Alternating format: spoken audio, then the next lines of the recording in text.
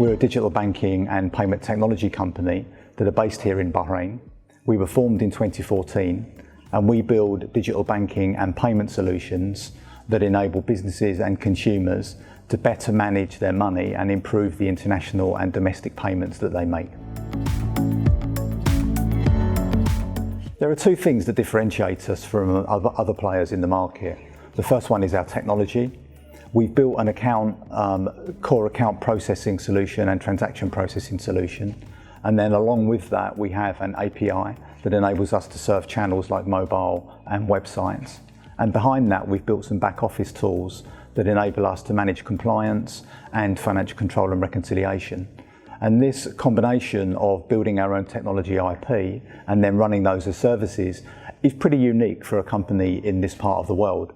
Most companies in this space that are servicing financial institutions would buy a licensed product from another technology vendor and then sell that as a hosted and managed service, rather than build and own the IP that they operate. And this gives us a competitive advantage in terms of the products that we can support and our agility to react to market opportunities. The second and probably most disruptive differentiation between us and others is the fact that we've gone beyond just technology and taken on board regulatory licensing as a payment services provider, and that has enabled us to then become a principal member of the international payment schemes.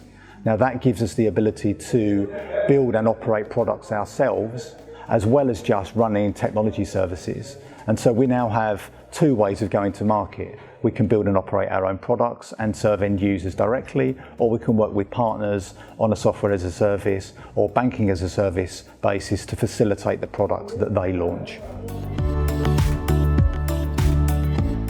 So there are a huge amount of opportunities in the payment space, and sometimes the challenge is not identifying the opportunity, but it's actually maintaining focus and not trying to do too many things at one time.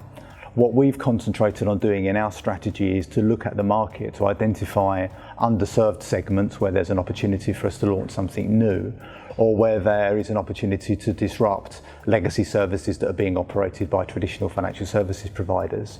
We've built a B2B payments product called Apiso. And Apiso enables businesses to use payment scheme virtual cards as an alternative to bank transfer, and by doing so enables them to solve a lot of administration issues, reduce the costs of their operations and the payments they make, and then actually to generate more revenue from that business and to turn the payments that they make into profit rather than being a cost center.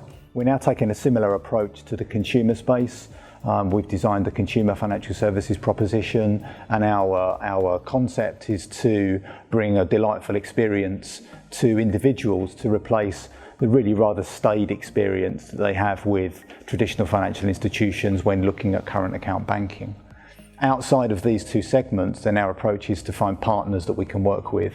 So by leveraging our technology on a software as a service basis or a banking as a service basis and providing that core capability to others enables them to then build a product on top of our platform and then take that to market using their own subject matter experience and distribution channels.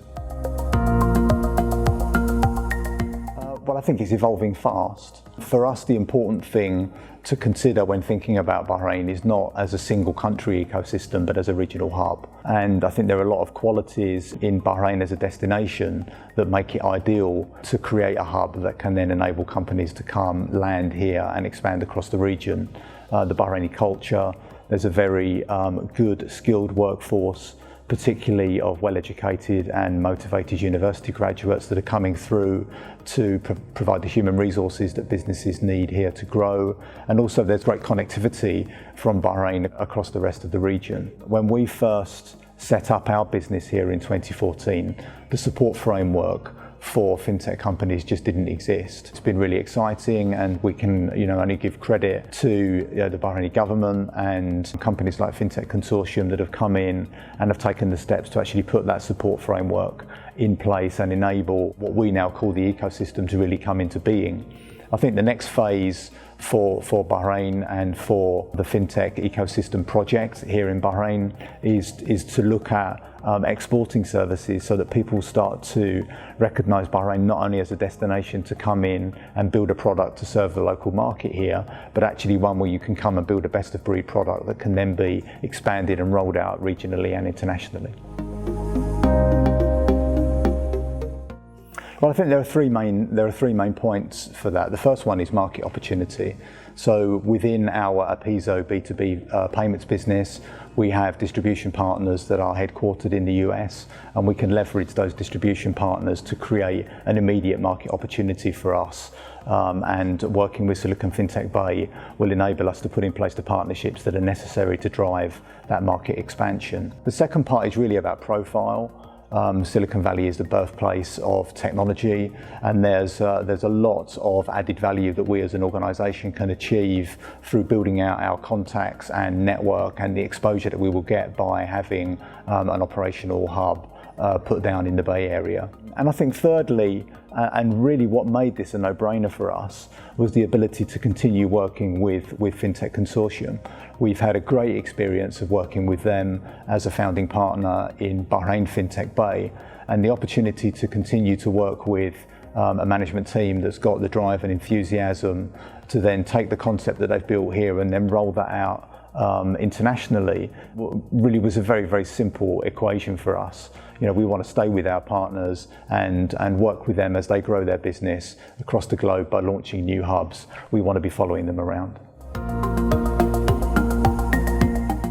Well, we have a team on the ground in Redwood City now. We're actively working on partnerships that we need to really make this expansion into the US market happen at scale and quickly. We are continuing to focus on growing our Apiso B2B payments business, both regionally and internationally. And so I think you can look forward to seeing that business continue to grow and receive some positive coverage. We're planning a consumer product launch, as I mentioned earlier on, and you can expect to see some announcements certainly in Q1 of next year in respect of that product. And there are also some really exciting things that we're doing regionally with partnerships that will enable us not only to expand in this region, but then also to port those into a broader international context. So keep your eyes on social media, keep your eyes on our website, and watch this space.